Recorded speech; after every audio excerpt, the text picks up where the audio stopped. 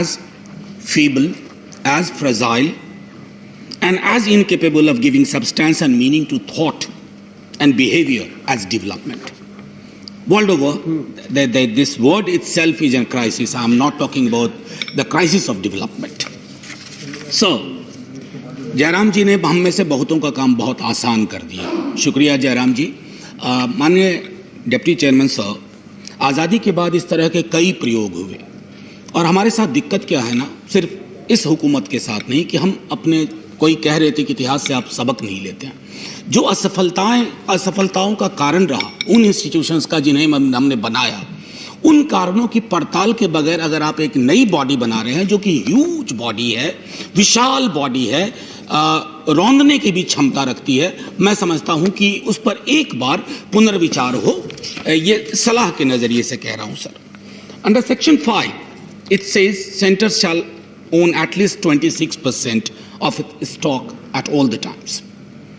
बड़ा गर्व का विषय है कि 26% हमारे पास रहेगा, 74% कहीं और रहेगा. अब ये 74% मुझे ये जानना होगा ma'am finance minister, how many countries in the world actually allow private capital with this quantum of controlling stake? That is a point of worry, and I hope you take my worry away.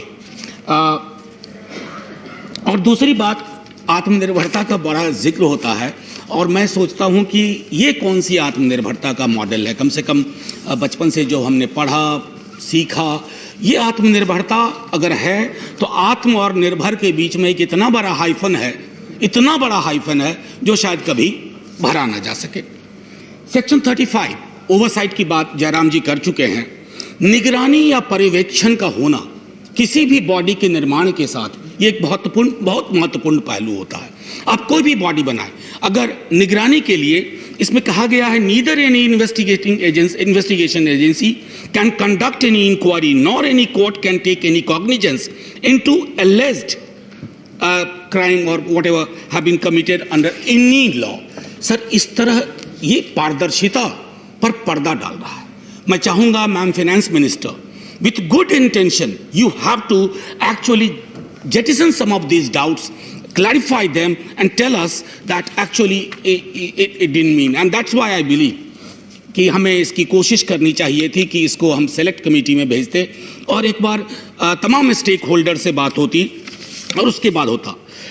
आपने budget में भी कहा था कि 7,000 projects have been identified under the national infrastructure pipeline. मैं माननीय वित्त मंत्री साहिबा से जानना चाहूँगा कि इसमें से बिहार के हिस्से में कितना है. और मैं बार बार आजकल कह रहा हूँ मेरे राज्य को लेकर के बस एक चीज़ कि बिहार को विकास की भूख है और उस भूख को, मैं आप ही की सरकार की बात नहीं करता हूँ, मैं तो ये कहूँगा सन 47 के बाद से बिहार को उसका हिस्सा, उसका हक नहीं मिला है. बहुत बड़ी बड़ी बातें हुई लेकिन बिहार सर, और मैं फिर दोहराता हूं कि बिहार के विकास की भूख को इस पाइपलाइन में कुछ प्रोजेक्ट्स लीजिए इंफ्रास्ट्रक्चर में और उस भूख को ख़त्म करिए. सर, माननीय डिप्टी चेयरमैन साहब, ख़त्म ही कर दे रहा हूं एक शेर के साथ. जब हम ही ना महके फिर साहिब तुम वादे सबा कहलाओ तो क्या, कुछ दिन तो बसो मेरी आंखों में, फिर ख्वाब अगर बन जाओ तो क्या. धन्यवाद.